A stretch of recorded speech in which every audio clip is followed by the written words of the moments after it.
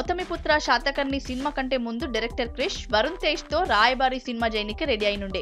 Spy thriller నేపథ్యంలో ఈ సినిమాని తీయాలనుకుండు. ఆల్రెడీ కంచె సినిమాతో మంచి కాంబినేషన్ గా ప్రూవ్ చేసుకున్న వీళ్ళిద్దరి కలయికల సినిమా షురు అవుతుందని అందరు అనుకురు. ఈ సినిమా కోసం జార్జియాతో పాటు మరికొన్ని దేశాలల్లో లొకేషన్లు కూడా ఫైనలైజ్ చేసిండంట డైరెక్టర్ క్రిష్. బడ్జెట్ ప్రాబ్లమో ఏమో ఈ ప్రాజెక్ట్ ను పక్కకు పెట్టిండు డైరెక్టర్ క్రిష్.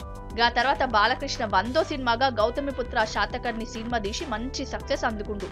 దీంతో అప్పట్లో సజ్జకెక్కించిన ఈ సినిమాను ఇప్పుడు మరో మెగా హీరో రామ్ చరణ్ తో దీనికి రెడీ అవుతుండంట డైరెక్టర్ క్రిష్. రీసెంట్ గా ధృవ సినిమాతో హిట్ కొట్టి స్టైలిష్ హీరోగా దూసుకుపోతున్న చెర్రీతో ఈ సినిమా చేస్తే మంచిగా ఉంటదని సోంచా ఇస్తుండు క్రిష్.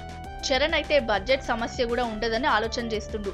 ఇది నిజమైతే జేమ్స్ బాండ్ పాత్రల రామ్ చరణ్ కనిపించబోతుందన్నమాట. ప్రస్తుతం రామ్ చరణ్ సుకుమార్ తో సినిమా చేయనికి రెడీ అవుతుండు. అటు డైరెక్టర్ క్రిష్ కూడా వెంకటేష్ తో ఒక సినిమా చేయనికి కమిట్ అయిండు.